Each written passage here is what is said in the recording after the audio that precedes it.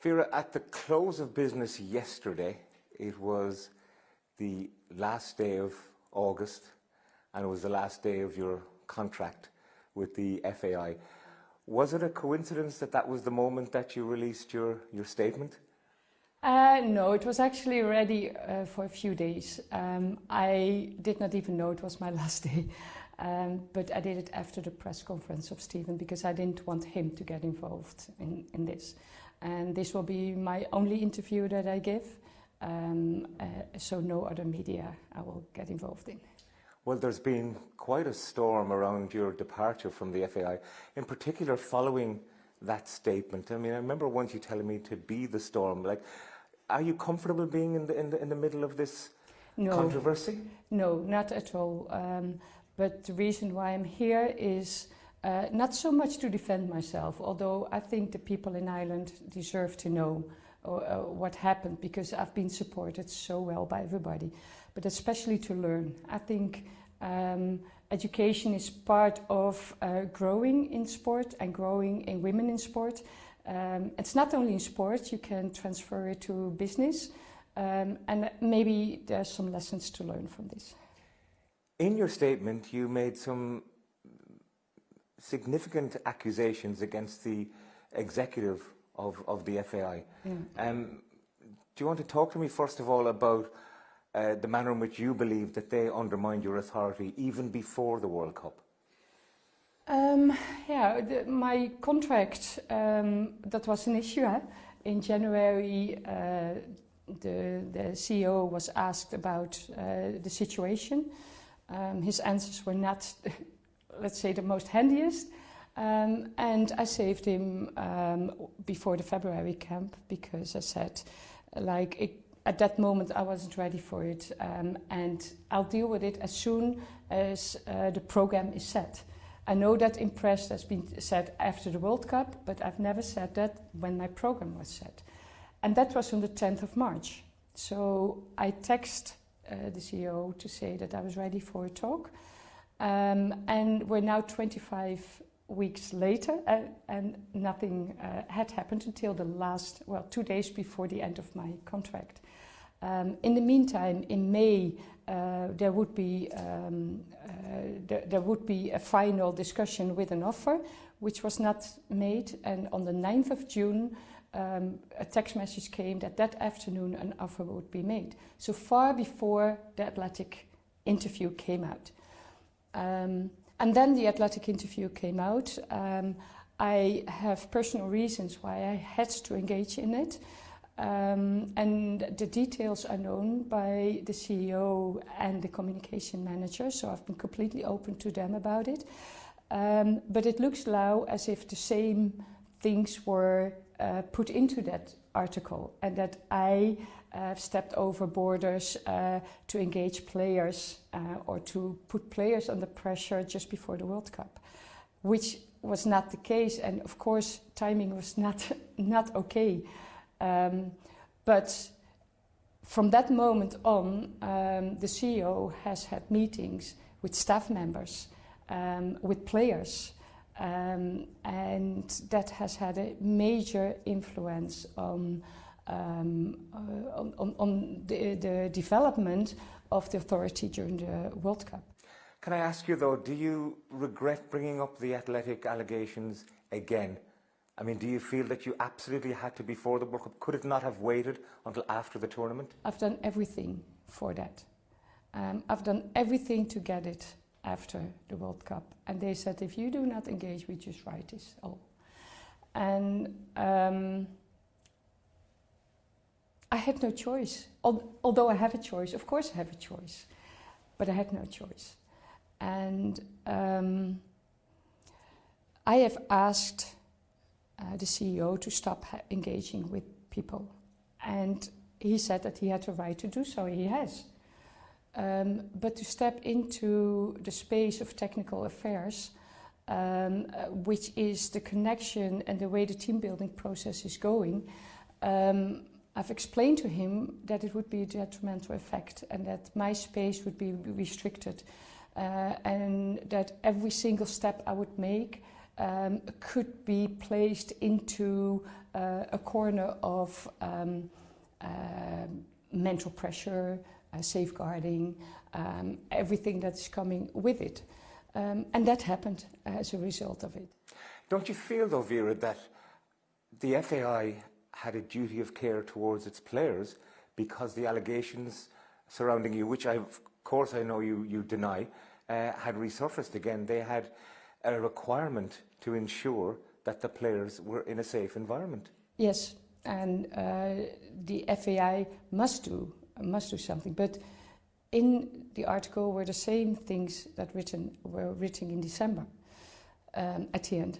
And the way that's been treated now was more to safeguard the management and to make sure that they were doing the right things instead of what is best for the team now.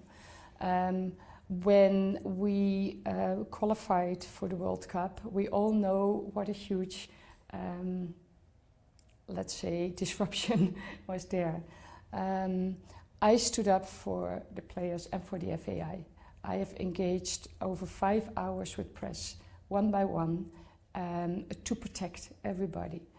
And I'm not saying to the dressing room post the Glasgow Hampden Park victory.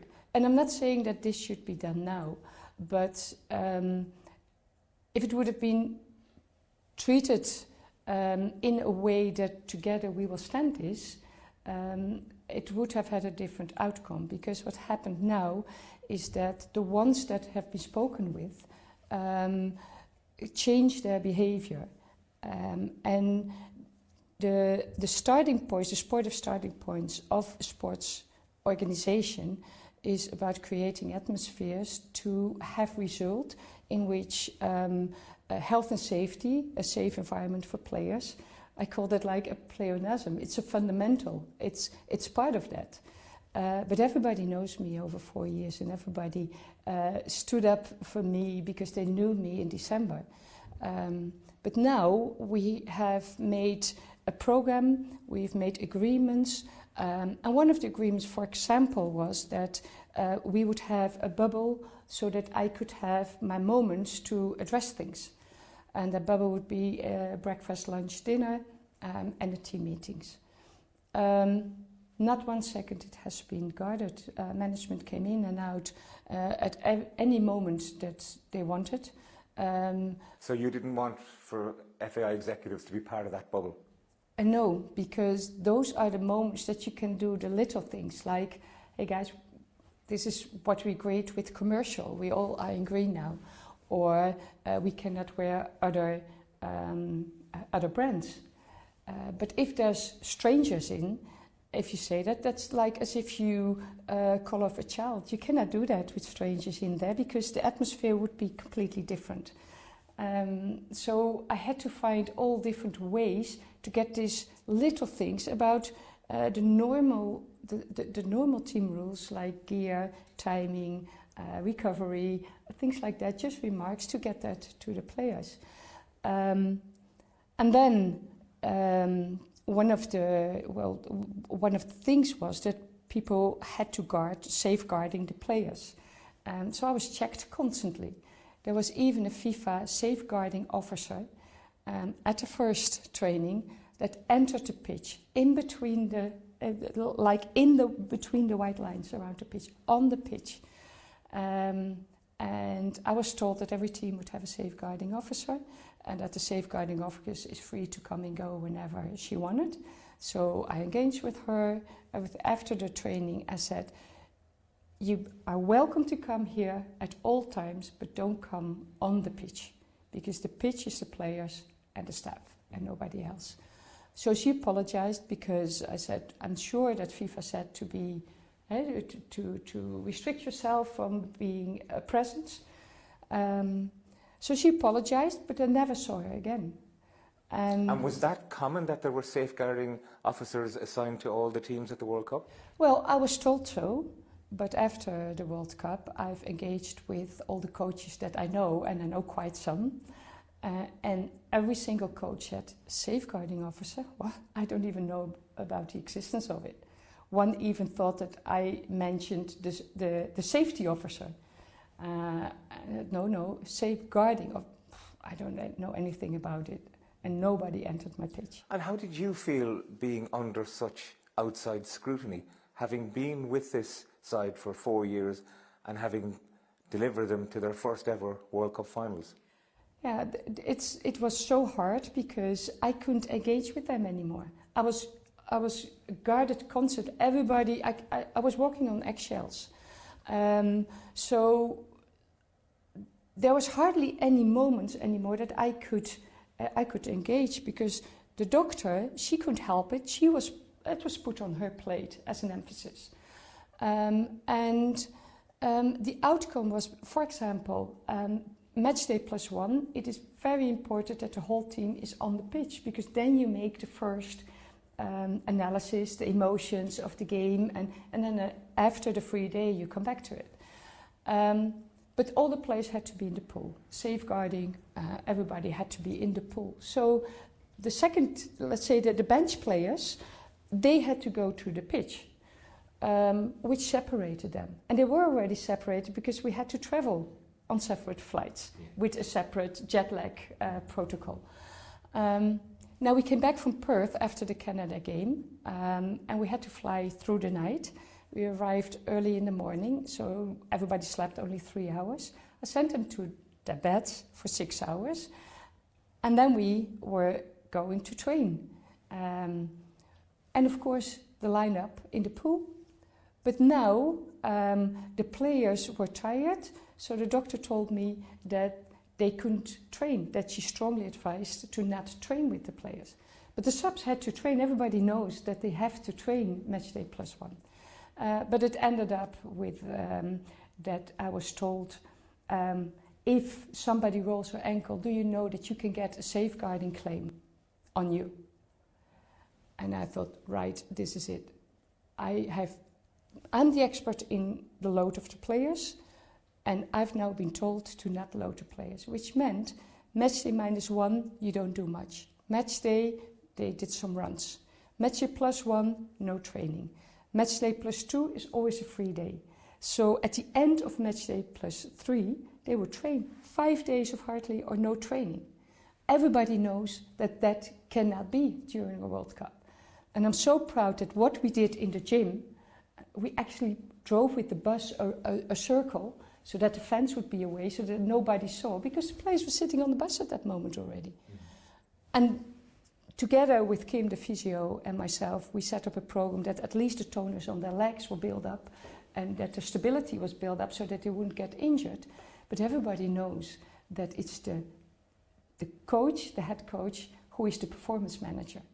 And I am educated over 35 years and have the experience to know that at that moment the players who did not play had to train. But you can imagine that if all the tools are taken away from you, that everybody can do whatever they want to, you have no tools anymore. So your authority was undermined. How did that manifest itself in terms of the players and their attitude towards you or their actions towards you? Well, everybody knows that the bond between me and the players was so good. And there was space for friction, and there was space for discussion, and there was space for joy, and there was space for laughter. But now I just felt the players drifting away in their looks to me, and in the way that they were dealing with it. And I found out that behind my back, all things were happening. And now I found out that behind my back, even my staff was talking bad about the players. My assistant was talking bad about me to players. Even the selection process, which was anonymous, he was questioning and he was putting out. I only found out later, but those things are really, do you feel really betrayed? annoying. Yes, I felt betrayed, yeah.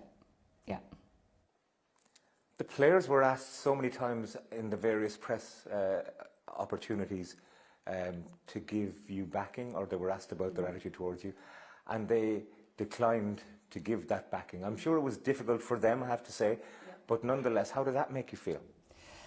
The thing is, they were briefed. So one player was really upset about how her remarks was put in the press. So I went to her because I was told that she was really upset because she just said what she had to say. And I said, listen, I know how you feel about me. Don't worry. I know what's happening here. I beg you, don't worry. It doesn't touch me because I know how you feel about me. They were in such a difficult positions. I don't blame any player at all for anything, because if that is happening around them, they're young people who are playing the World Cup, the first ever World Cup. Everything is happening around, and now the border is pushed further and further and further away. And my way of coaching is always being clear. So if management is engaging like that, is interfering like that, clarity is out of the way. And that clarity, players need that to have a hook to hold on.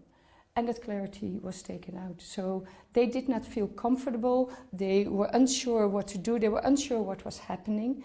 And I decided at one point to step back, to think, right, this is not about you, this is about the World Cup and helping the players to give their best performance ever, every single game. And that is what I've just been focusing on. Can I ask you, though, about your relationship with your captain, Katie McCabe? Before the team played France in the send-off game, she was clearly disappointed that the press conference was almost all about the athletic and, you know, those allegations that you deny once again. As the World Cup went on, she seemed to be more upset or disappointed, culminating in the final game against Nigeria, where she appeared to ask you from the pitch to make changes. Yeah. Subsequently, you did say that she asked for Sinead Farrelly to be taken off. Did you make that situation worse than it needed to be? Well, at that point, I just said what was going on. I was asked for it. I don't blame Katie. She was put in a position because of the talks with the CEO and management ongoing, that she couldn't place it anymore. If I hear that before the France game was exactly what I had discussed with the management. And of course she was disappointed, and I would be also. I would be also. But again, I had no choice.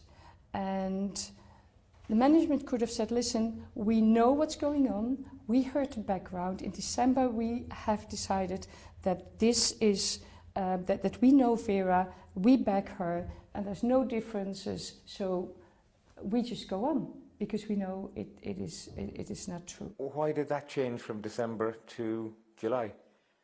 I think the management was starting to be fed up. They said, it's 5 years ago, it has nothing to do with us. Quite right so. So I said, if you do not want to extend my contract because of this, an abused woman with this background being charged, if you don't want that anymore, I understand. But just say no to me, and say it before we leave to Australia. And I am a professional, I will give my all, but then it's clear and everybody will know what's going on. So you offered them a way out as such? Yeah, and I would have accepted and understood it. And that is the key reason why that contract was not offered. So do you feel they were waiting to see if the team had performed better, had got out of the group or had gone on to the knockout stages, that they might have extended your contract? You have to ask them. I don't know. What I do know is that the things were happening, and I focused. I'm so proud of myself. The first time in my life, I'm really proud of myself actually, that under these circumstances I made sure that the players were ready. There was no team, there was hardly any team being so ready as we were at the start, at the first second of the World Cup. Look at Germany, look at England, look at China, USA, Colombia. There's so many, Morocco. So many teams that had to grow into the tournament. We did not have to grow into the tournament. And that is something that I'm so incredibly proud of because of the circumstances. Do you feel though any team and the relationship a manager has with the team has a particular lifespan, particularly in international football? Yes, there is. But my bond was so good that I thought it was something, I had to give something to the Irish people, to the players of course, to the FAI. I felt that I had to give something back also because of all the support and all the vibes and the fantastic journey that we had with each other. And that is why I'm not blaming the players at all, because they had the first experience and everything was new and big for them. Can I ask you about the review? The World Cup review began, you say, while you were all still in camp, and that wasn't acceptable to you. The thing is, an organization first needs to put down the targets of the association, the mandate that has been given, the program that is set, the outcome of the program, the performance, and then everything that comes with that. The evaluation of that needs to be done with the one who is responsible and who's in charge of leading that program. If you then have something to ask, you need somebody independent to make a review with staff members. It's the first time that I hear that the whole squad is asked to come in. But if you turn it around, if you start with the little pains and niggles that players feel, whether they have not been playing much, whether they have been on the bench, whether they have felt uncomfortable because of everything, then that becomes the key part. That review was done by the technical director. He's not trained to make reviews, and he was part of the process. So the assignment on the technical director is something that to do a review immediately starting while still in camp after the Nigeria game is something that you cannot reflect. The evaluation has not been done, and he started with my assistant. So first my assistant, then the communication manager, and I came in as third person. And I felt immediately that my assistant had set the benchmark with things that were absolutely ridiculous. For example, he had said that there was no communication, we did not discuss things. Every morning we had a staff meeting, and every single detail of, let's say, my tasks have been discussed, from the setup of the training sessions, from the game plan, the strategies, every single detail we discussed with us. Whereas, in fact, the information that I had to get from him never received. I never ever received one document about the scouting, for example. The scouts put their documents in the drive, but there was no overall analysis. And the first moment that I got it was the moment it was presented to the players. And then I was told that I was late in the analysis towards the players. Were you interviewed for this review? I was as third in camp still, without distance, without evaluation first of the aims and targets, and so.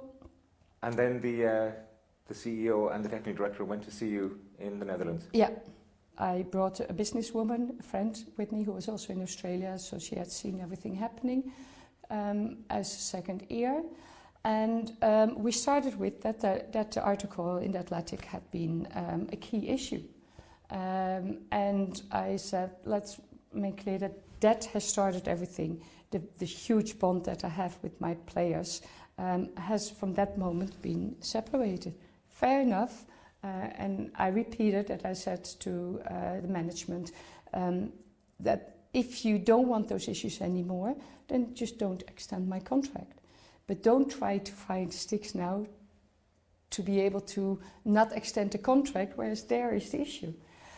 And we spoke, and all those issues were coming on my plate, technical issues. I'm responsible, and there was no evaluation. I found out that it was said that I was rigid in my philosophy and old-fashioned, whereas this program is the most progressive and advanced program that you can do. And I don't know any coach who's dealing with it like that. But I was actually told to put weightlifting and box-to-box running in because the players wanted that. Whereas I know that will harm the players if you put that next to the program that we do.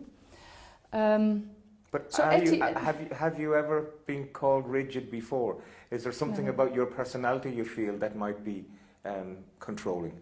Well, I have studied for 35 years and experienced for 35 years, and I have been building this program for 35 years. It's not that it's always been the same and I don't want different. It's so different now than it was in South Africa and before that. It's been developing and developing, and I've introduced all new things into that program to make it better and better and better. And therefore the effect has been so good. I mean, the way that we performed, sharp, ready, connected, teamwork, that is something that you cannot deny.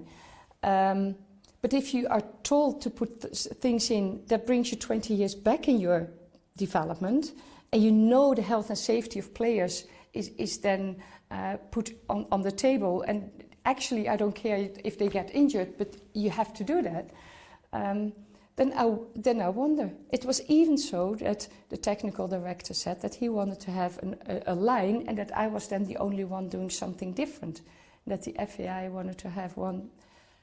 He doesn't know that this is the line of the FAI. This is the coaching philosophy of the FAI. Even in the new job description of the new under-17 assistant manager that went out last week or 2 weeks ago, it was even written. The acting philosophy, the theory of starting on what the coach sees and acting on that, game-related interference, that is the philosophy of the FAI. So I'm not stepping away of it. I actually took up this job because I could finally work in that philosophy, or in that vision. That's a better word. So were you disappointed when the FAI executives visited you in the Netherlands at the end of that meeting? Yes, because I said at the end, well, can we conclude? I had to teach what I was doing instead of having that during an evaluation. And at the end I said, well, can we conclude, because it was already said 2 times, can we conclude that this article has brought an attention into that squad that we did not overcome? And first management said yes, and then they thought no. They said, because of false accusations. And then it was said, false? Do we actually have a Garda vetting of you, Vera? I fell off my chair, because I don't know why he said it. If you get how do you say that, a report about one of your employees in December 2022, the first thing you do is check if you have a Garda vetting. That is your job, isn't it? You were the head coach of the Republic of Ireland women's team. Were you ever Garda vetted? Of course I was. Of course I was. And I'm the first one to demand that every single person working with young people or with older people, doesn't matter, have that. Because that's the only way, that's the only tool that you can have to protect your players. So you've made very strong accusations against FAI executive members now. Do you expect there will be consequences for them? No, what I want is that people learn from this, because nobody would ever start with the assistant to start off a review with the assistant of Pep Guardiola or of Stephen Kenny or of Dick Advocaat or of Ten Hag. Nobody would. But with a woman you can. And the reason why I sit here is to explain what happened, because I'm sure that management did not intend to do this. They didn't. They thought this was the right thing, but it wasn't. this is not the way that you safeguard your policy. What about the safeguarding of the coach? Is there anyone who takes care of that? Is there anyone who takes care of excluding your coach from those talks? If I get, after the Canada game and the Nigeria game would not have any outcome anymore. I'm asked, what are you doing regarding the subs? Are you going to let the subs play? That is interference in technical affairs. Who asked you that? The management. And that would never ever been asked to Pep Guardiola, or Dick Advocaat, or Louis van Gaal, or Stephen Kenny. And then I was told what I had to say about the contract. I'm an independent woman and I have never harmed the FAI. I think I've only safeguarded the FAI, if anything. And I would never expose people. So why am I told what to say, which was not true? So as you know, my answer was, I have been clear, because that was the truth. And I was disappointed. And that was an outcome of talking with everybody behind my back. That would never happen. That would never happen with a male coach. So the news that your contract wouldn't be renewed came late on Tuesday night.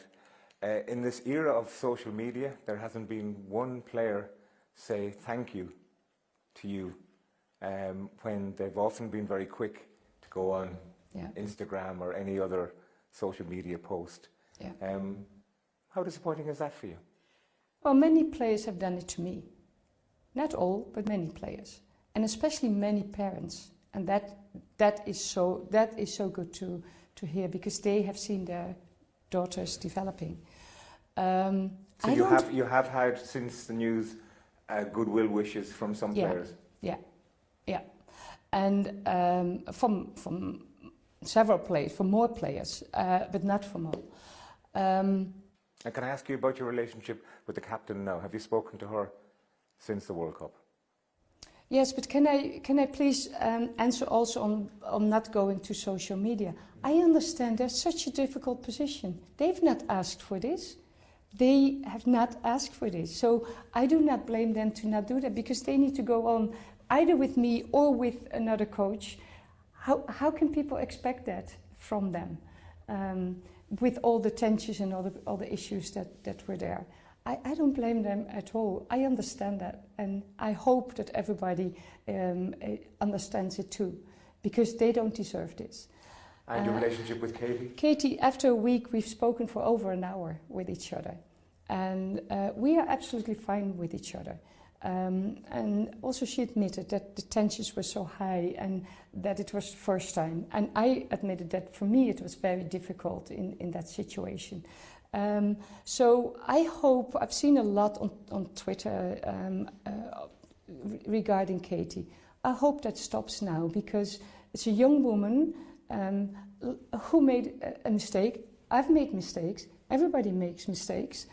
And she should not be held accountable for that, because in any team there's explosive players, and how many times do you not see male players shouting at the male coach? I even remember Ferguson throwing a boot to somebody. To Beckham, actually. Yeah, I didn't want to name him. But Katie is absolutely fine, and I love Katie. And without spark, no fire. And without fire, no performance. And Katie gives us so much. I am okay with players reacting to me.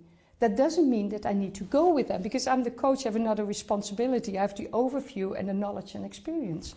But if players react, for me, that is not an issue. It's an issue for others. And that is probably why I just said what she said, because for me, it's no issue. We talk about it after. She acknowledged that you shouldn't do that, and that the world is watching. But no hard feelings to her at all. Can I ask you now about the future for you in a football sense? Would you like to continue coaching? I go back. I know that the issues stick with me, because whatever article's written, it will always come back, whether I like it or not.